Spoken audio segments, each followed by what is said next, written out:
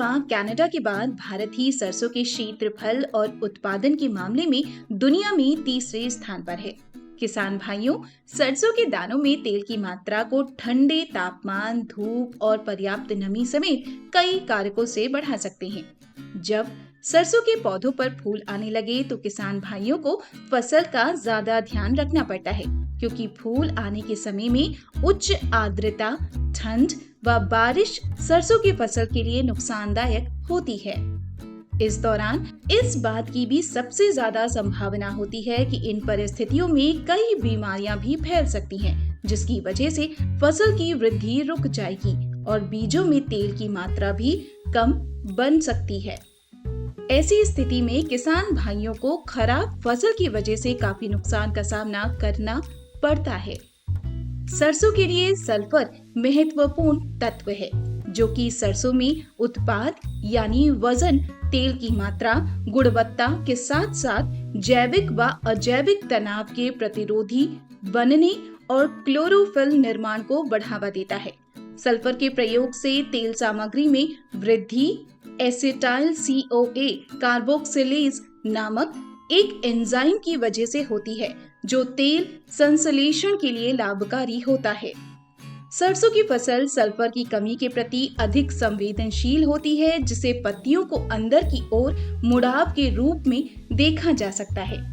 पत्तियों के किनारों को मुड़ने और बढ़ते हुए बिंदुओं को रोकने की वजह से पत्तियों पर कपिंग दिखाई देने लगती है। सरसों की फसल में सल्फर की कमी सबसे पहले नई बढ़वार पर दिखाई देती है, क्योंकि सल्फर पौधों में अगतिशील होता है।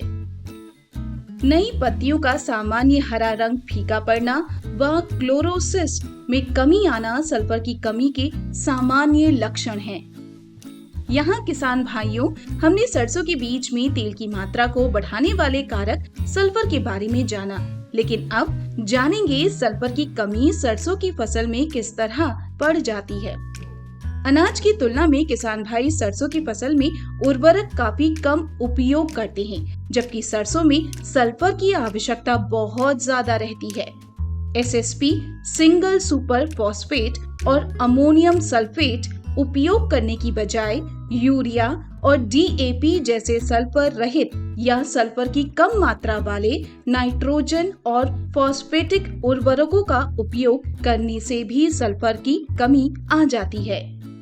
खेत में कार्बनिक पदार्थ की कमी, फसल अवशेषों को दोबारा मिट्टी में न मिलने से और सल्फर रहित कीटनाशकों का उपयोग करने से भी सल्फर की कमी आती है। खेत में कटाव और लीचिंग की वजह से मिट्टी भी सल्फर की क्षति होती है।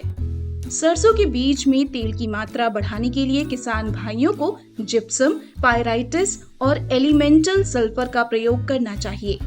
हमेशा सल्फर युक्त नाइट्रोजनी उर्वरकों जैसे अमोनियम सल्फेट, फॉस्फेटिक उर्वरकों जैसे SSP, सिंगल सुपर फॉस्फेट और पोटेशियम उर्वरक जैसे पोटेशियम सल्फेट का उपयोग करें।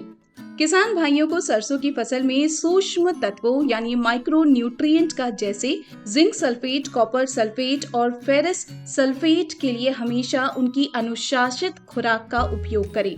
सरसों में हमेशा सल्फेट का प्रयोग बुवाई के समय करें और अगर छूट गया हो तो अच्छी उपज और तेल की मात्रा बढ़ाने के लिए 20 से 40 दिनों की वृद्धि तक टॉप ड्रेसिंग के माध्यम से करें। सल्फर भी नाइट्रेट की तरह रिसने वाला पोषक तत्व है, इसलिए इसकी खुराक को भी विभाजित करके पौधों की वृद्धि के लिए इस्तेमाल करना लाभकारी है। सरसों के बीज में तेल की मात्रा बढ़ाने की ये जानकारी कैसी लगी, हमें कमेंट कर जरूर बताइए। अगर आपको ये जानकारी अच्छी लगी तो अपने साथी किसान भाइयों के संग साझा करें, साथ ही हमारे YouTube चैनल को सब्सक्राइब करें और रिंग बेल दबाना न भूलें।